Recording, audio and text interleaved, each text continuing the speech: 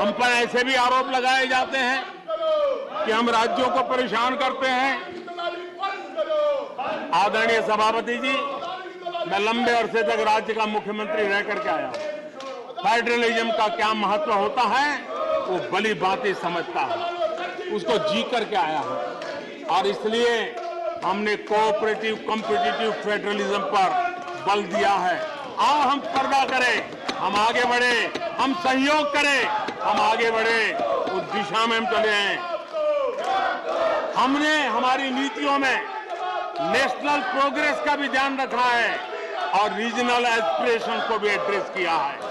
National progress and regional aspiration, इसका perfect combination हमारी नीतियों में दिखा है, क्योंकि हम सब मिलकर के 2047 तक एक विकसित भारत का सपना पूरा करने के लिए चल पड़े हैं। लेकिन जो लोग आज विपक्ष में बैठे हैं, उन्होंने तो राज्यों के अधिकारों की धज्जियां उड़ा दी। जरा मैं कच्चा चिट्ठा आज खोलना चाहता हूं।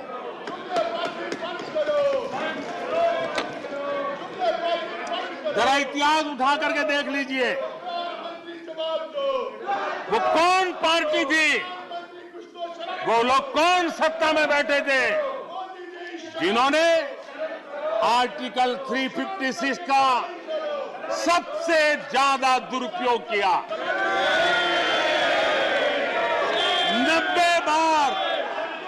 90 बार चुनी हुई सरकारों को गिरा दिया। कौन है वो? कौन है जिन्होंने किया? कौन है जिन्होंने किया? कौन है जिन्होंने किया? इतना ही नहीं सभापति जी, एक प्रधानमंत्री ने आर्टिकल 356 का 50 बार उपयोग किया, आधी सेंचुरी कर दी। वो नाम है श्रीमती इंदिरा गांधी का। 50 बार सरकारों को गिरा दिया। केरल में आज जो लोग इनके साथ खड़े हैं, जरा याद कर लीजिए, थोड़ा बार माइक लगा दीजिए।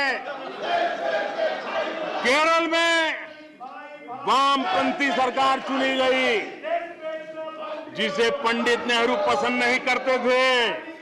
कुछ ही कालखंड के अंदर चुनी हुई पहली सरकार को गढ़ते थे। आज आप वहां खड़े हैं, आपके साथ क्या हुआ था जरा याद कीजिए।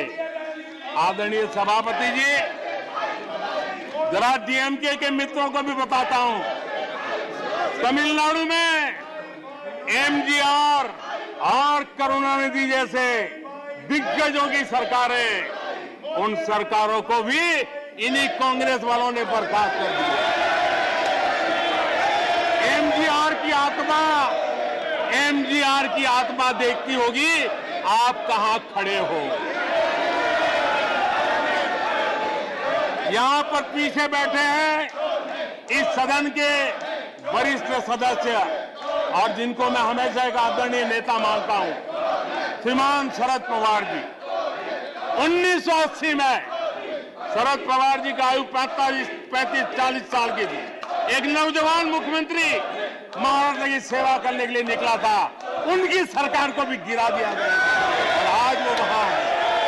आज वो वहां है। हर क्षेत्रीय नेता को उन्होंने परेशान किया और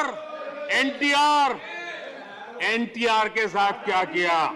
यहां कुछ लोग आज कपड़े बदले होंगे, नाम बदला होगा, ज्योतिषियों की सूचना के अनुसार नाम बदला होगा, लेकिन कभी वो भी उनके साथ थे। उस एनटीआर की सरकार को, और वो तबीयत के लिए अमेरिका गए थे, अपने हेल्थ के लिए गए थे। आपने एनटीआर की सरकार को गिराने का प्रयास किया। ये कांग्रेस की राजनीति का स्तर था। आदरणीय सभापति जी, अखबार निकाल के देख लीजिए, हर अखबार लिखता था कि राजभवनों को कांग्रेस के दफ्तर बना दिए गए हैं, कांग्रेस के हेडक्वार्टर बना दिए गए। 2005 में झारखंड में एनडीए के पास ज्यादा सीटें थी, लेकिन गवर्नर ने यूपीओ को शपथ के लिए बुला लिया था। 1982 में हरियाणा में भाजपा और देवीलाल के पास प्री पोल उनका एग्रीमेंट था, उसके बावजूद भी गवर्नर ने कांग्रेस की सरकार के लिए निमंत्रण कर दिया था। ये कांग्रेस के पाप, और आज देश को गुमराह करने की बातें कर रहे हैं। आदरणीय सभापति जी, मैं एक बात को जानना चाहता हूं, मैं एक गंभीर विषय की ओर अब ध्यान देना भी चाहता हूं। महत्वपूर्ण विषयों को मैंने स्पर्श किया है, और आज देश में आर्थिक नीतियों की जिनको समझ नहीं है, जो 24 घंटा राजनीति के सिवा कुछ सोचते नहीं है, जो सत्ता के खेल खेलना यही जिनको सार्वजनिक जीवन का काम दिखता है, उन्होंने अर्थनीति को अनर्थ नीति में परिवर्तित कर दिया। मैं उनको चेतावनी देना चाहता हूं, और मैं इस सदन की गंभीरता के साथ उनसे कहना चाहता हूं कि अपने रिस्पेक्टिव स्टेट को जाके समझाएं कि ये गलत रास्ते पर न चले जाएं। हम हमारे पड़ोस के देशों का हाल देख रहे हैं कि वहां पर क्या हाल हुआ है, अनाप शनाप कर्ज लेकर के किस प्रकार के देशों को डुबो दिए गए। आज हमारे देश में भी तत्कालीन लाभ के लिए अगर भुगतान करेगा तो आने वाली पीढ़ी करेगी। हम तो कर्ज करो जीपीओ वाला खेल आने वाला देखेगा।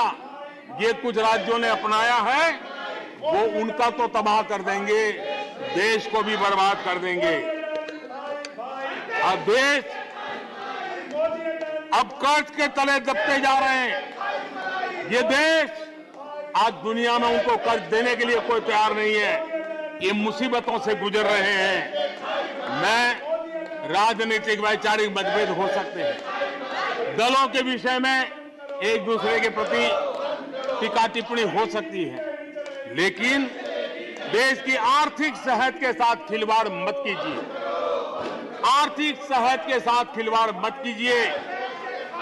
आप ऐसा कोई पाप मत कीजिए जो आपके बच्चों के अधिकारों को छीन ले और आज अपना मौज कर लें और बच्चों के नसीब में बर्बादी छोड़ के चले जाए।